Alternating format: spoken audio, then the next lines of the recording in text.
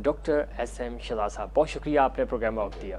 Doctor साहब, अगर हम बात करें आज के दिन की निस्बत से और उसके बाद फिर हम पाकिस्तान के मौजूदा हालात की तरफ भी आएंगे। यौम पाकिस्तान जो अज़्म है, जो करारदाद पास हुई, जिस करारदाद की वजह से आज हमें ये आज़ाद वतन मिला, क्या समझते हैं? एक तो वो जज्बा बिल्कुल हमारे अंदर है, हमारी कौम में, लेकिन एक कौम बनने के लिए या उस उन चीज़ों पे अमल करने के लिए आपको लगता है कि बहुत सारी गलतियाँ कोताहियाँ हमें हुई, और ये दिन ही ये है कि हम नया अज़्म करें, नया अहद करें और अपने आप को फोकस करें और अगला जो हमारा टारगेट है उस टारगेट को अचीव कर सकें। पहले तो मैं पूरी कौम को मुबारकबाद देता हूँ। आज माशाल्लाह शहर शहर, गली गली, कूचे कूचे, करिया करिया, जिस जोश व जज्बे के साथ आज का दिन मनाया जा रहा है, ये ज़िंदा कौम की निशानी है। ज़िंदा कौमें ही अपने दिन इस तरह जोश और वल्वले के साथ मनाती हैं। एक्चुअली दिसंबर 38 में जब पटना में ऑल इंडिया मुस्लिम कॉन्फ्रेंस का एक इजलास हुआ, उसमें बहुत सारी करारदादें पेश की गईं, उसमें बहुत सारी कमेटियां बनाई गई, बहुत सारे लोगों की जिम्मेदारियां तयन की गई। उसके 15 महीने के बाद फिर अगला इजलास जो है वो मिंटो पार्क लाहौर में हुआ 23 मार्च 1940 को। फजल हक साहब ने वो करारदाद पाकिस्तान पेश की, जो शुरू में इसको करारदाद लाहौर कहा गया, बाद में करारदाद पाकिस्तान कहा गया। उस दिन ये फैसला हो गया था कि अब पाकिस्तान बन के रहेगा। और जब पाकिस्तान बना, फिर इतने सालों में हमने क्या खोया, क्या पाया। मेरे ख्याल आज तजदीद अहद का दिन है। आज हमें ये फैसला करना है कि हमने पाकिस्तान को क्या दिया और क्या देना है। हमें ये नहीं तवक्को करनी चाहिए कि हमने पाकिस्तान से क्या लेना है। सही, वो जो जज्बा है वो ज़िंदा रहना चाहिए। आज हमें अपना एहतसाब करना चाहिए कि हमने पाकिस्तान के लिए क्या क्या किया, क्या जिस मकसद के लिए पाकिस्तान बनाया था वो हमने अचीव कर लिया या नहीं। अगर नहीं किया तो हमें देखने की ज़रूरत है कि कोताहियाँ कहाँ हैं। अगर आप मुझसे पूछते हैं कि तमाम मसाइल का हल क्या है पाकिस्तान में, तो सिर्फ़ और सिर्फ एजुकेशन है। आपने नाम सुना है प्रोफेसर डॉक्टर ताहिरुल कादरी का। बिल्कुल, माशाल्लाह उनका जो विजन है वो तालीम के बारे में फरमाते हैं कि तालीम के साथ साथ तरबियत की ज़रूरत है। ठीक, अगर तरबियत ना की गई इस कौम की, तो तालीम और वो डिग्रियाँ हाथ में लिए मारे। बिल्कुल सही कह रहे हैं डॉक्टर साहब। गलती कहाँ हुई? आप कह रहे हैं तजदीद अहद वफा का दिन है ये, और इसमें कोई शक भी नहीं।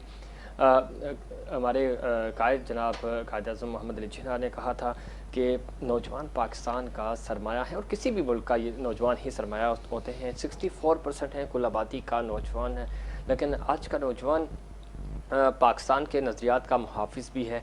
लेकिन तरबियत वाली जो बात आप कर रहे हैं, एजुकेशन बिल्कुल ज़रूरी है। तरबियत में हम कहाँ लैग कर रहे हैं, क्यों प्रॉब्लम हो रही है? आज हम थोड़ा सा डिजिटल की तरफ चले गए, हम अपनी वैल्यूज़ को थोड़ा सा भूलते जा रहे हैं, और यही वो वजह है कि वो जो एक वतन से, मिट्टी से जो एक रिश्ता होता है, शायद उसको हम थोड़ा सा फॉर ग्रांटेड ले रहे हैं। तो ये किस तरह हम ये जो नई जनरेशन है, नई नस्ल है, इसको हम किस तरह मोटिवेट कर सकते हैं और किस तरह इसको फोकस कर सकते हैं कि आपने नज़रियात को भूलना नहीं है, इन नज़रियात पे चलना है और पाकिस्तान जिन मकासद के लिए बना था उनको अचीव करना है? अगर मैं पाकिस्तान की तमाम जो तारीख़ है या हिस्ट्री है, इसको 3 हिस्सों में डिवाइड करूँ। 70s से पहले का जो दौर था वो बड़ा अच्छा दौर था। ठीक, वैल्यू सिस्टम थी, फैमिली वैल्यूज़ थी, एक दूसरे का ख्याल रखा जाता था।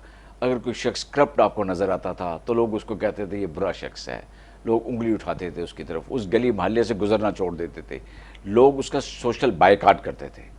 फिर 70s के बाद का एक दौर शुरू हुआ जो 2000 तक जारी रहा।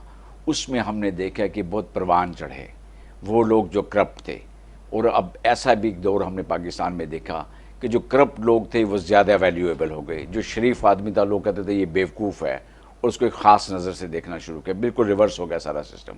बट पिछले जो 10-15 साल या 20 साल गुजरे हैं, इसमें मैं दोबारा देख रहा हूँ, जब नई जनरेशन सामने आई है, जब इंफॉर्मेशन टेक्नोलॉजी का दौर आया है, जब सारी चीज़ें खुल के सामने आई, ग्लोबल विलेज के तौर पे दुनिया सामने आई है, आज का जो नौजवान है वो बहुत वेरी वेल अवेयर है। आज उसको पता चल गया है कि जो करप्ट लोग हैं वो कौन से हैं और पाकिस्तान की खिदमत करने वाले लोग कौन से हैं।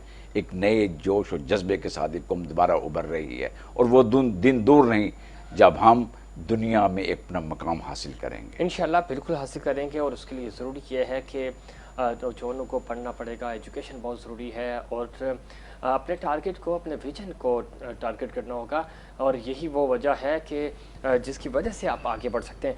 डॉक्टर साहब, अगर हम पाकिस्तान की बात करें, लीडरशिप की बात करें, लीडरशिप का फुकदान है हमारे यहाँ। आप जब पाकिस्तान बना था तो कायद आज़म के साथ पूरी एक ज़बरदस्त एक टियर थी लीडरशिप की। उसके बाद हमने देखा 70s तक अच्छे हमारे पास लोग आए। उसके बाद क्या वजह है कि एक तो हम इखलाकी करप्शन जो है, माली करप्शन तो हमारी है ही, हम इखलाकी तौर पे भी करप्ट हो गए। तो हम कौम बनने के लिए इखलाकियात का होना बड़ा ज़रूरी है, जिस पे दारुल कादरी साहब भी कहते हैं और इमरान खान साहब भी इस पे बड़ा उन्होंने बारहा इस बात पे फोकस किया कि आपको इखलाकी तौर पे कम से कम करप्ट नहीं होना चाहिए। तो ये एक मिथ तो नहीं कह सकते, हकीकत है कि हमारे यहाँ ये बड़ा मसला है, हम इखलाकियात को समझ ही नहीं रहे।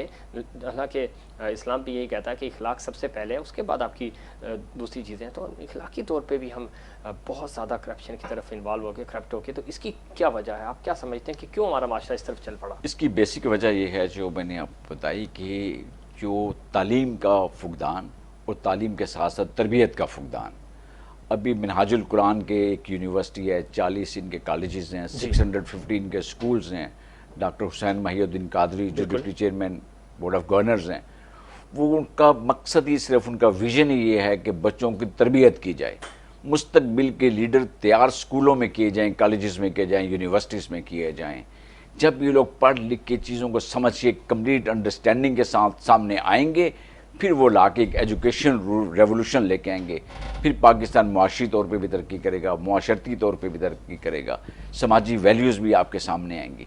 लेकिन अगर इनकी तरबियत ना की नौजवानों की, तो इनको फिर तो शुतर बेमहार की तरह, जिस तरह आज आपको पॉलिटिशियंस नज़र आ रहे हैं, कुछ ब्यूरोक्रेट नज़र आ रहे हैं, फिर ये पाकिस्तान ऐसे ही चलता रहेगा। ठीक है, तो तवज्जो तरबियत बहुत ज़रूरी है। और